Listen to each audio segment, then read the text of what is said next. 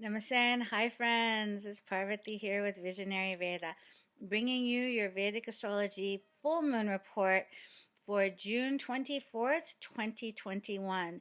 This is going to be a very powerful and impactful full moon because it's happening in the Nakshatra of Mula, Mula Nakshatra. So without further ado, let's get started. Real quickly, for those of you who don't know what the nakshatras are, they are the fixed stars in the celestial sky, which are contained within the zodiac signs. So there's 27 fixed stars. Now the moon will go through each of these fixed stars when it traverses around its monthly zodiac cycle. These fixed stars or nakshatras are tied to the zodiac signs. So there are roughly 2.5 nakshatras in each sign to make a total of 27. So that's a quick little tutorial on what the nakshatras are, so that you can follow along. Now, some of these nakshatras are very common to us. For example, Kritika nakshatra. That's also known as the Pleiades. Where this full moon is happening is in a very potent nakshatra in the sky, okay? It is in a nakshatra. If you follow my videos, you've heard me speak about this axis, this Rahu Ketu axis of Mula and Ardhara. This is happening in Mula Nakshatra. Now, Mula Nakshatra is an actual place in the sky. It's an actual fixed star in the sky, which is directly over the plane of our galactic center.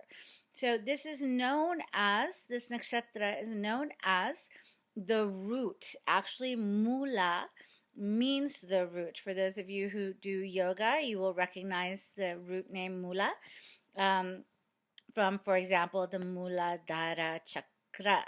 Okay, so Mula, the root.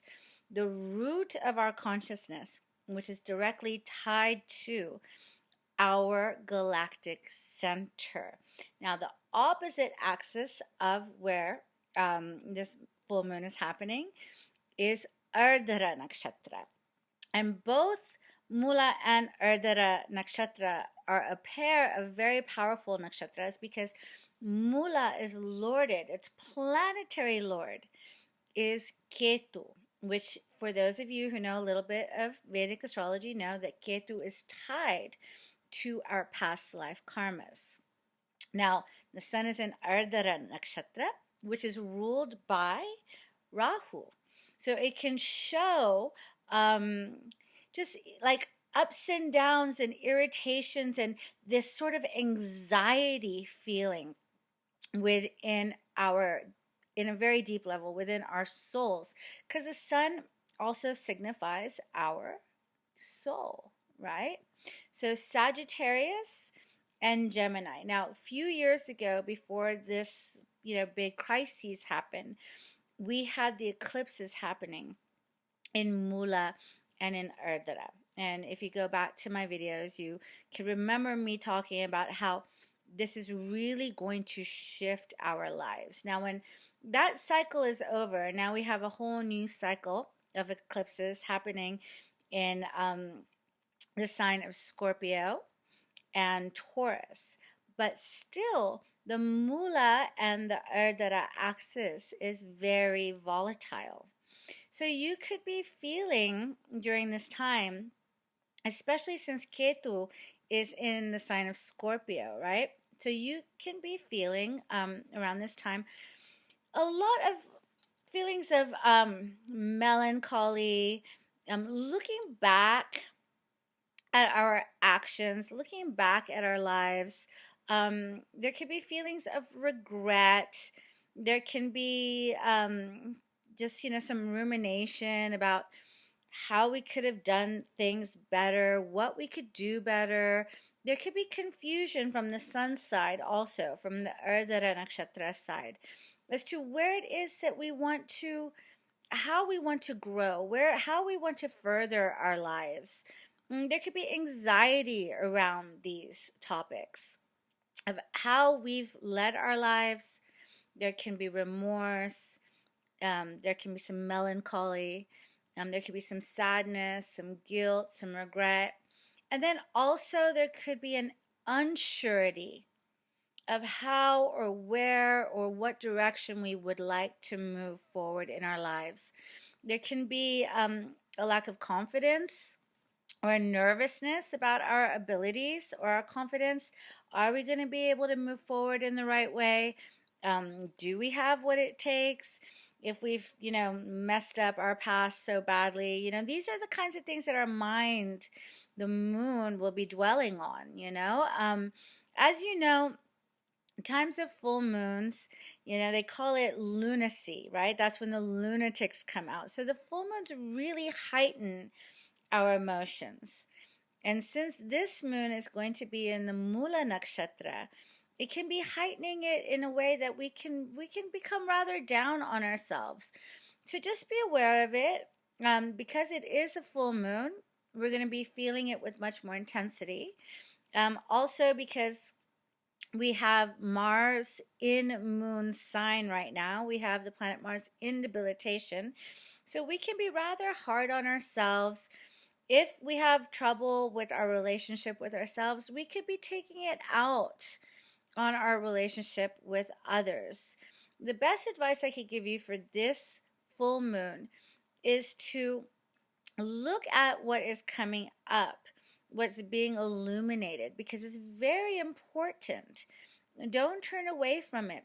Take responsibility, but don't dwell too much emotionally on it. See how you can do better. If you have any kind of spiritual practice, ask for guidance. Ask for forgiveness. Ask for forgiveness from those that you feel like you have maybe wronged. And ask for forgiveness from yourself as well. Really intense emotional realizations could be coming up during this full moon. Try to not be so hard. Have some compassion for yourself. Vow to do better. Learn from your mistakes. And try and find a way to rectify or to put right what this moon is showing you that you could have done better, or maybe that you've actually even done wrong, okay? And just remember, you're only human, and making mistakes is the only way that we can grow. And be grateful that you're realizing these mistakes, right? And if you have to be emotional about it, if you have to emote, if you have to cry, if you have to feel these feelings, don't shy away from them. Feel them, move through them, journal about them, do any kind of spiritual practice that you're used to doing. The mantra that I taught a few videos ago, the asatoma satgamaya, tamasoma jyotirgamaya, mrityurma amritam gamaya, om shanti shanti shanti. This is a beautiful mantra, asatoma mantra, that you can use to meditate and pray for your awakening or enlightenment. And when we're on the spiritual path of learning about ourselves and awakening, of course we're going to see our mistakes. It's going to come into view. So during this full moon, welcome what you see. Don't be afraid of it. Learn how to forgive yourself. Use it as a growth opportunity. Mula Nakshatra can be very intense. It can bring up the truth of places where we've either been stuck or we haven't wanted to necessarily look at the truth, especially in our relationships with others, right? Maybe we've been in unhealthy relationships with others. Maybe we've been in, unhealthy job situation or roommate situation, living situation. And this is just going to highlight where in our lives that we've allowed ourselves or put ourselves in these positions to where maybe it hasn't been necessarily the best for us. So welcome it on this full moon. Just know that intense emotions, anxiety, exhaustion, also overthinking, unsureness is